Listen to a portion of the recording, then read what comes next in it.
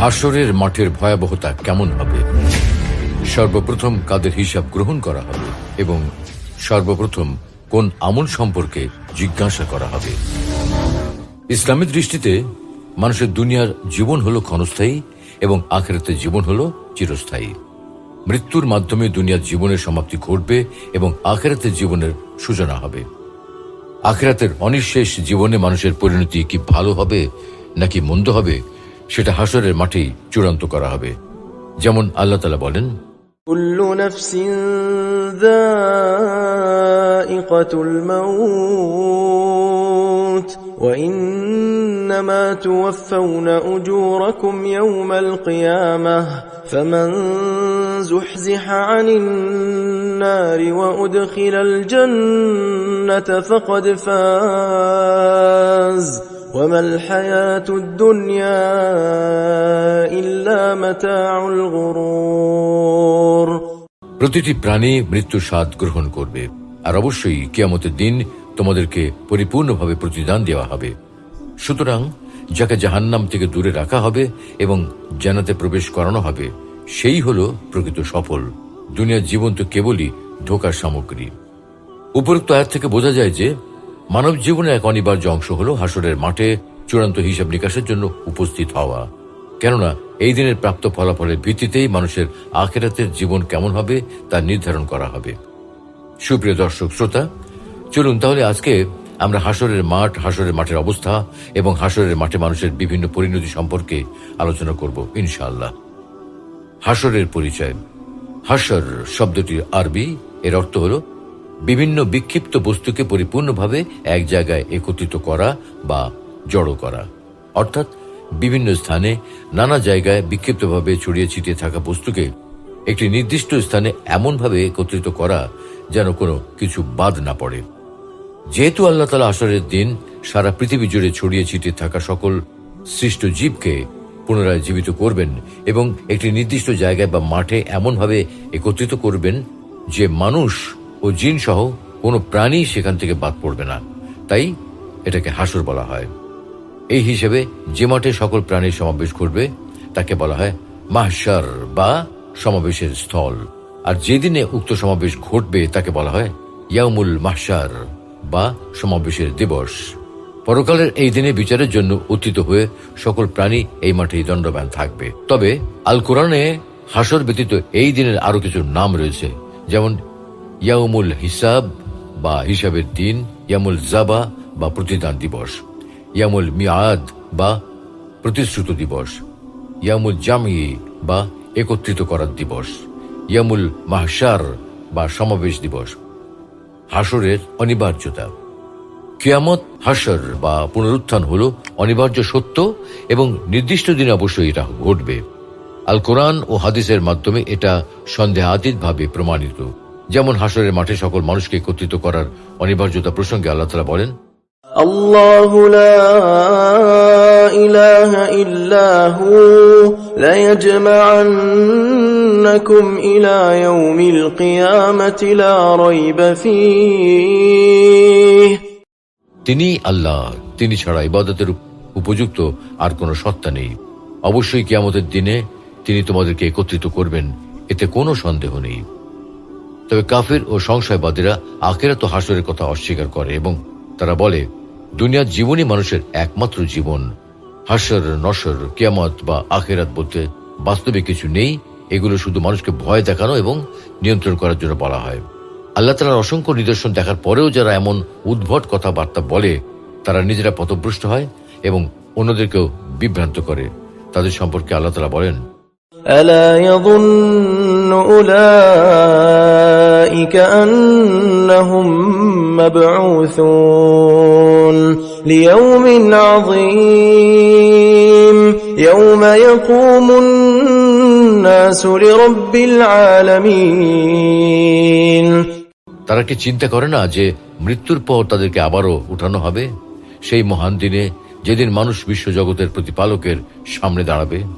পবিত্র কোরআনে আল্লাহ তাআলা আরো উল্লেখ করেছেন, يوم يحشرهم كأن لم يلبثوا إلا ساعة من النهار يتعارفون بينهم قد خسر الذين كذبوا بلقاء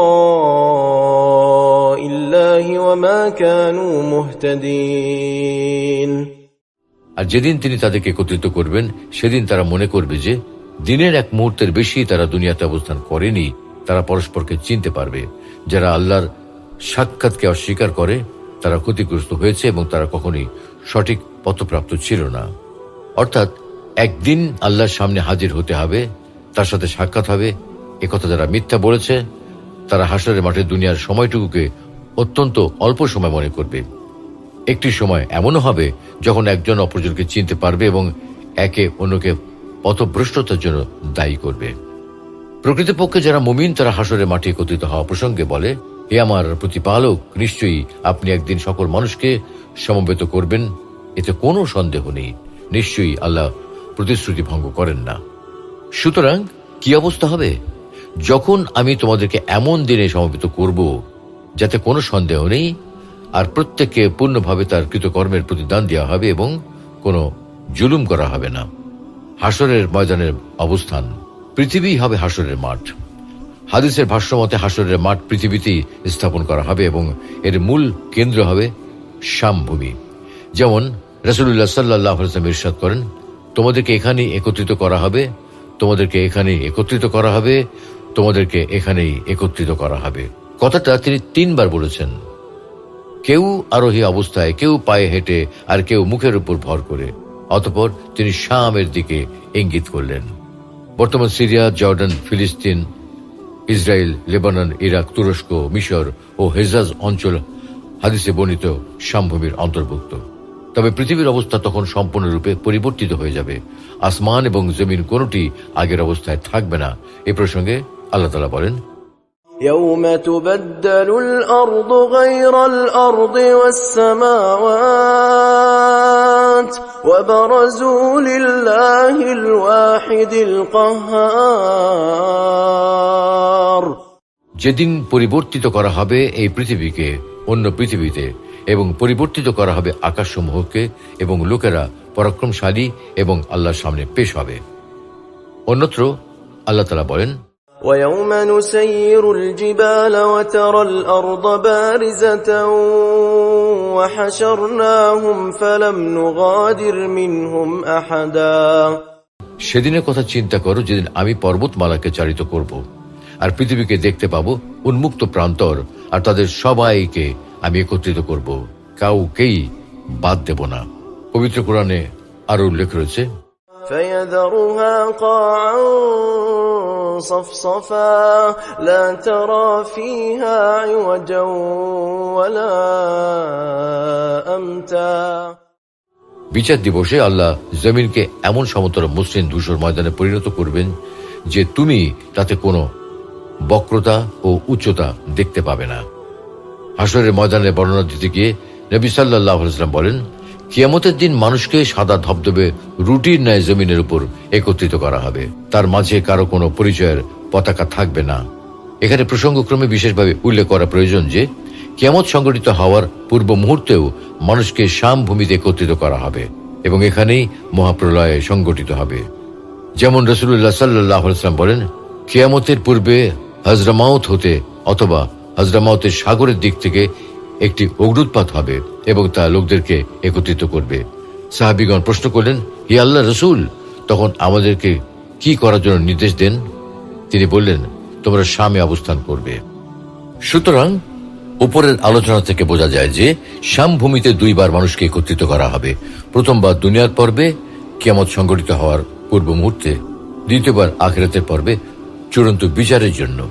হাসরের কার্যক্রম যেভাবে শুরু হবে, কিয়ামতের সময় প্রথমবার ইসরাফিল আলাইহিস সালামের সিংহায় ফুৎকারের মাধ্যমে কিয়াম সংঘটিত হবে, আর দ্বিতীয়বার ফুৎকার দেওয়ার মাধ্যমে হিসাব নিকাশের জন্য মানুষকে একত্রিত করা হবে।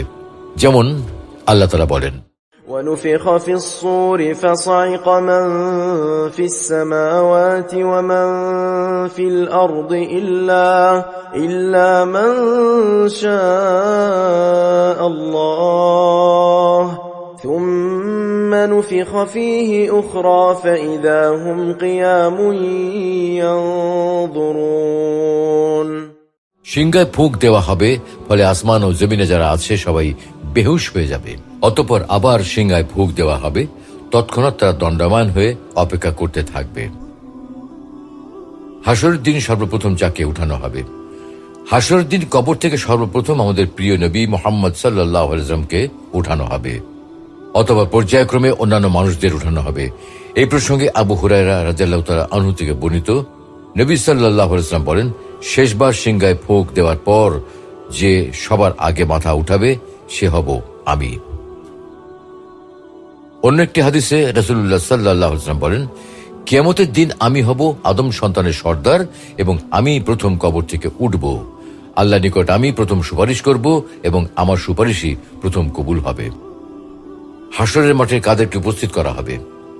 হাসরের মাঠে মানব জাতি, জিন জাতি এবং শয়তান সহ সকল প্রাণীকেই উপস্থিত করা হবে। যেমন আল্লাহ তাআলা বলেন, আমি তাদের সকলকে একত্রিত করব। অন্যত্র তিনি বলেন, আমি তাদেরকে একত্রিত করব এবং কাউকে ছাড় দেব না। জিন জাতিকে উপস্থিত করা সম্পর্কে আল্লাহ তাআলা বলেন, ويوم يحشرهم جميعا يا معشر الجن قد استكثرتم من الإنس যেদিন তাদের সবাইকে একত্রিত করা হবে সেদিন আল্লাহ বলবেন, হে জিন সমাজ, তোমরা মানব সমাজের উপর খুব বাড়াবাড়ি করেছ। শয়তানকে উপস্থিত করা সম্পর্কে আল্লাহ তাআলা বলেন, فوربك لنحشرنهم والشياطين ثم لنحضرنهم حول جهنم جثيا অতএব তোমার রবের কসম, আমি অবশ্যই তাদেরকে ও শয়তানদেরকে সমবেত করব, অতঃপর জাহান্নামের চারপাশে নতজানু অবস্থায় হাজির করব। পশু পাখি ও চতুষ্পদ জন্তুকে উপস্থিত করা সম্পর্কে আল্লাহ তাআলা বলেন, وما من دابة في الأرض ولا طائر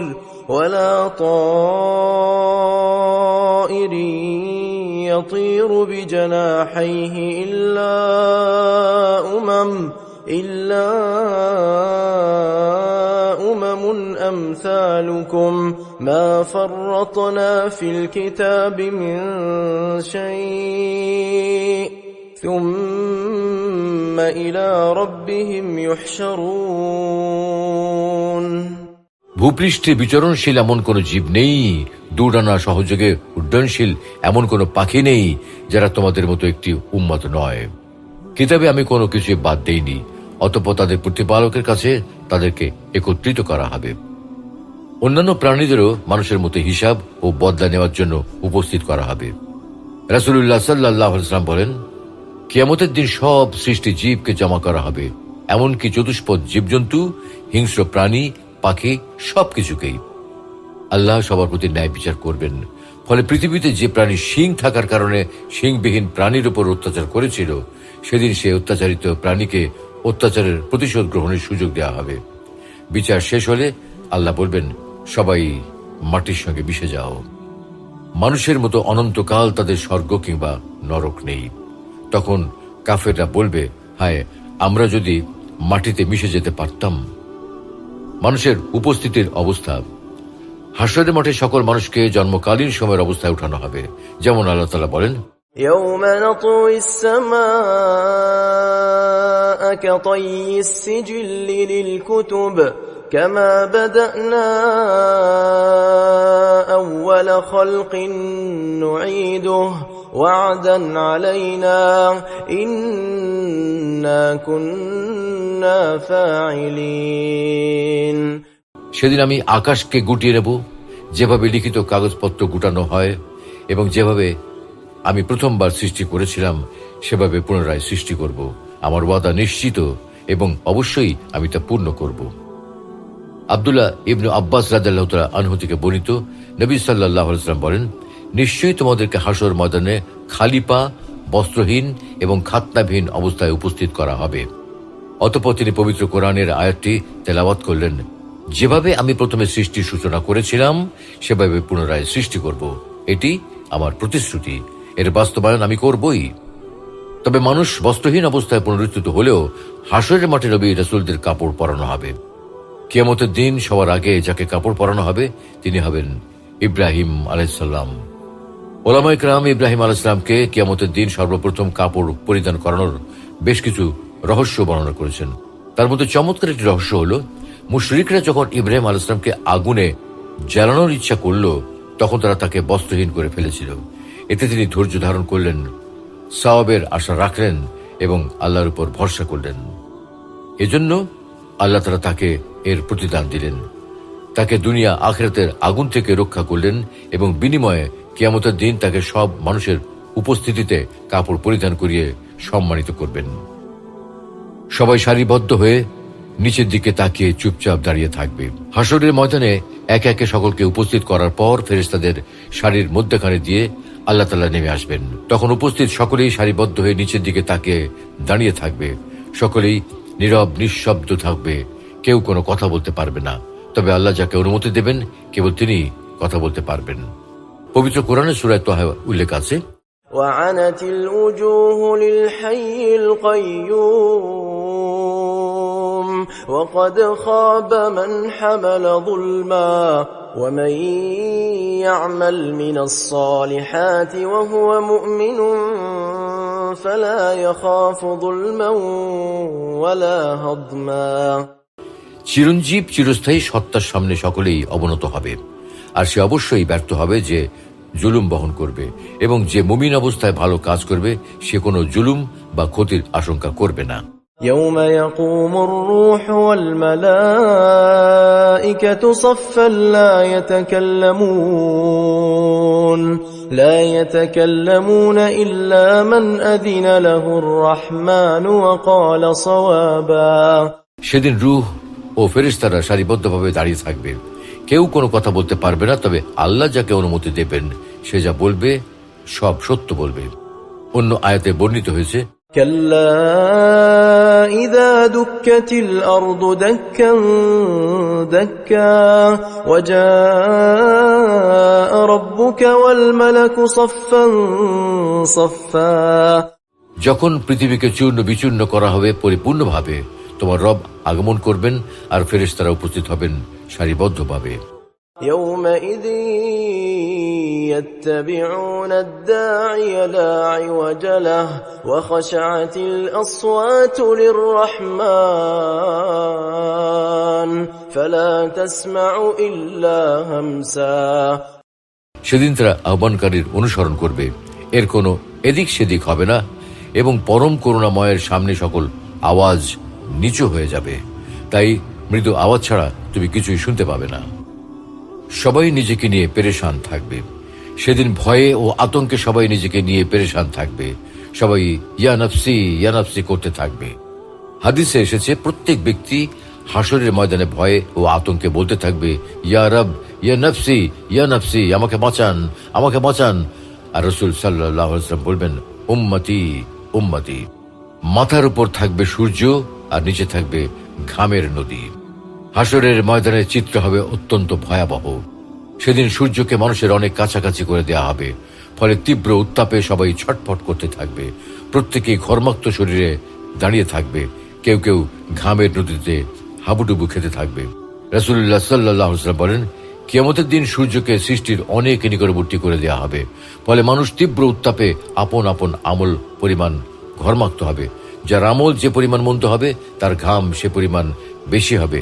কারো ঘাম পায়ের গোড়ালি পর্যন্ত হবে, কারো ঘাম হাঁটু পরিমাণ হবে, কারো ঘাম কোমর পরিমাণ হবে, কারো ঘাম তাদের মুখমণ্ডল পর্যন্ত পৌঁছে যাবে।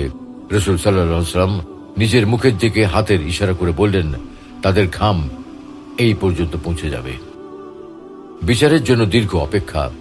হাসরের ময়দানে মানুষ চাইবে দ্রুত যেন বিচার কার্য সম্পন্ন হয়, কিন্তু মানুষকে দীর্ঘ সময় ধরে বিচার ও চূড়ান্ত হিসাব নিকাশের জন্য অপেক্ষা করতে হবে।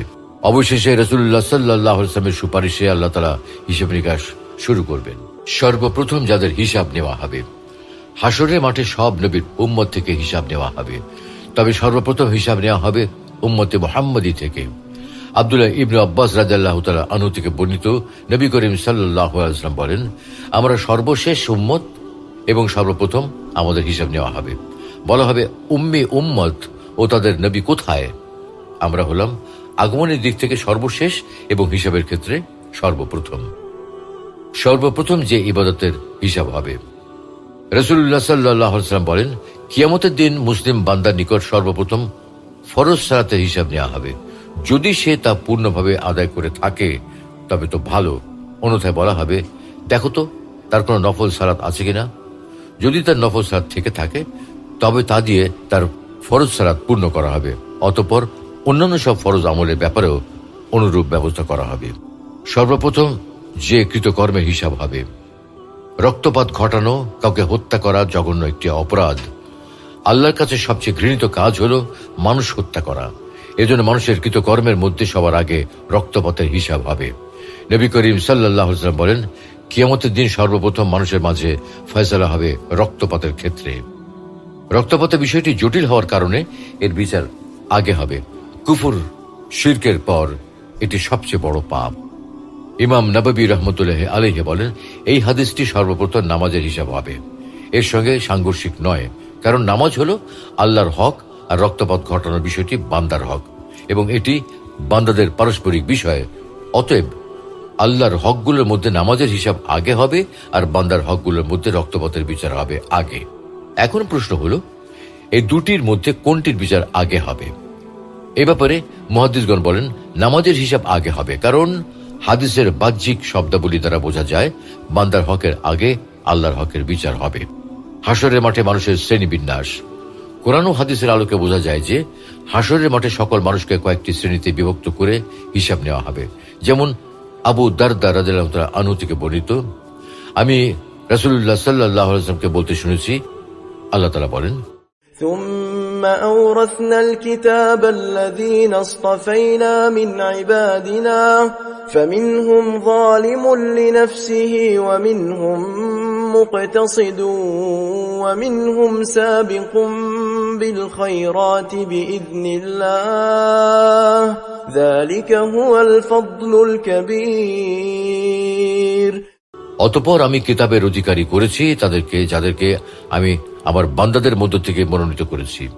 তাদের কেউ কেউ নিজের প্রতি অত্যাচারী, কেউ মধ্যপন্থা অবলম্বনকারী, এবং তাদের মধ্যে কেউ কেউ আল্লাহর নির্দেশক্রমে কল্যাণের পথে এগিয়ে গেছে।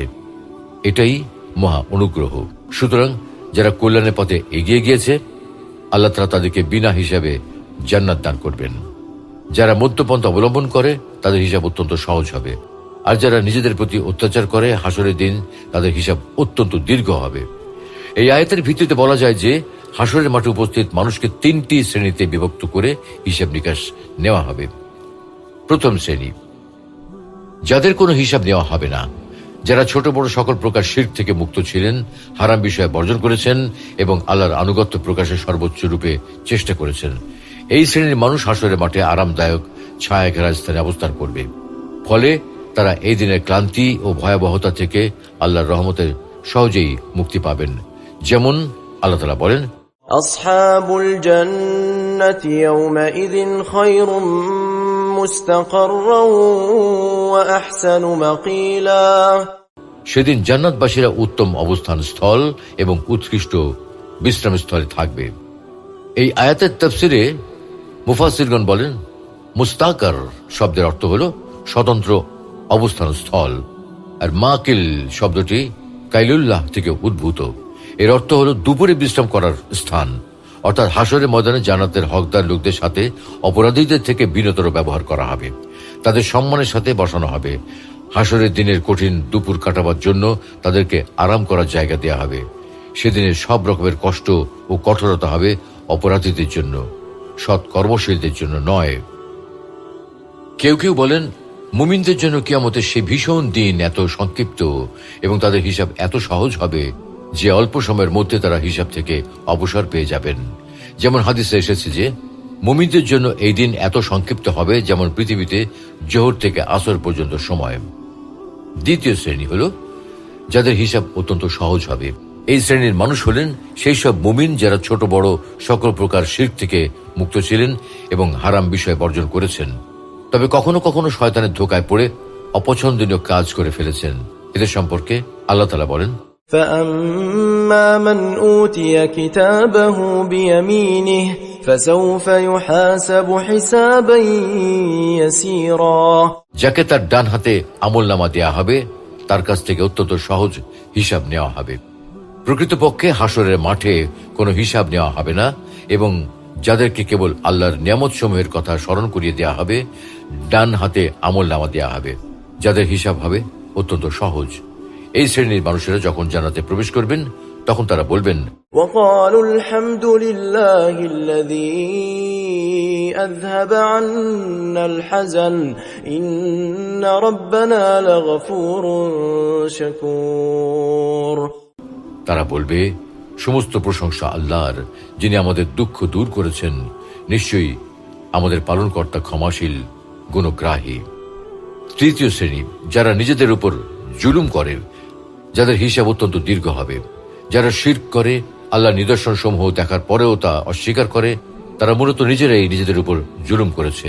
ফলে হাসরের মাঠে তাদের হিসাব অত্যন্ত দীর্ঘ হবে।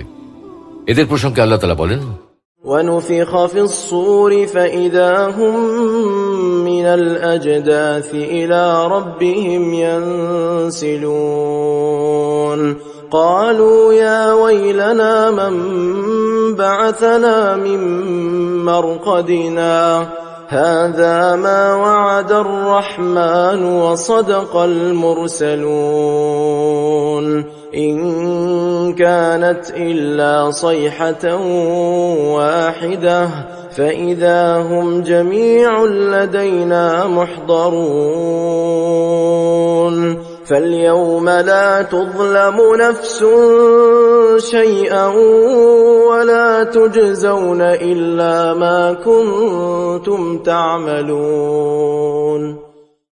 সিংহায় ফুঁক দেওয়া হবে, তৎক্ষণাৎ তারা কবর থেকে তাদের রবের দিকে ছুটে আসবে। তারা বলবে, হায় আমাদের দুর্ভোগ, কে আমাদেরকে আমাদের নিদ্রাস্থল থেকে উঠালো?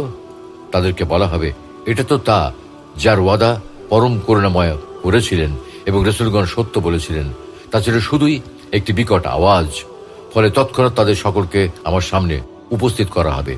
সুতরাং আজ কাউকে কোনো জুলুম করা হবে না এবং তোমরা যা আমল করেছিলে শুধু তারই প্রতিদান দেয়া হবে। আল্লাহ তাআলা এদের সম্পর্কে আরো বলেন, ويل يومئذ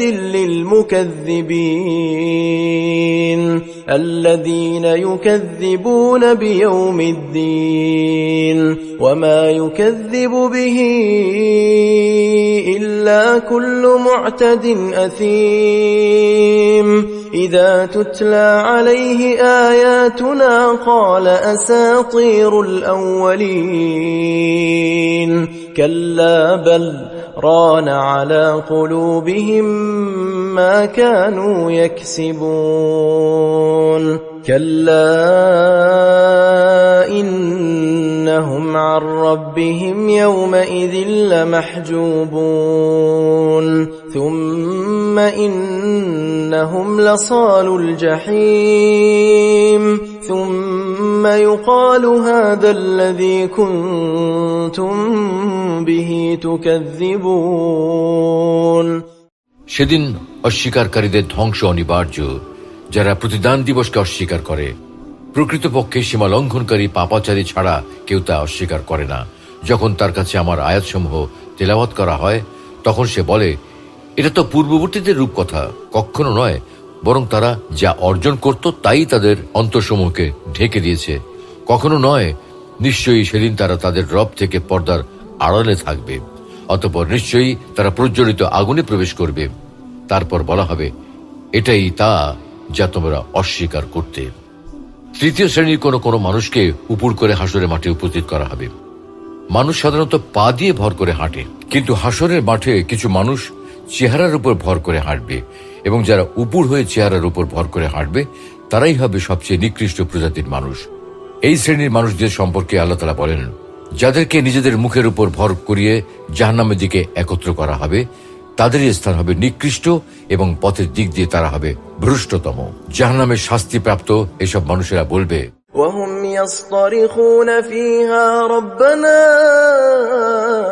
أخرجنا نعمل صالحا غير الذي كنا نعمل أولم نعمركم ما يتذكر فيه من تذكر وجاءكم النذير فذوقوا فما للظالمين من نصير। সেখানে তারা আত্মচিৎকার করে বলবে, হে আমাদের পালনকর্তা, আমাদেরকে জাহান্নাম থেকে বের করুন, আমরা সৎ কাজ করব, পূর্বে যা করতাম তা আর করব না। আল্লাহ বলবেন, আমি কি তোমাদেরকে এতটা বয়স দেইনি যাতে যা চিন্তা করার বিষয় তা চিন্তা করতে পারতে? উপরন্তু তোমাদের কাছে সতর্ককারীও আগমন করেছিল, অতএব জাহান্নামের শাস্তি আস্বাদন করো। জালেমদের জন্য কোনো সাহায্যকারী নেই। আল্লাহ রাব্বুল আলামিন আমাদের সকলকে আল্লাহর আদেশ এবং রাসূলের সুন্নাহ মোতাবেক হাশরের মাঠে উপস্থিতির জন্য প্রস্তুতি গ্রহণ করার তৌফিক দান করুন।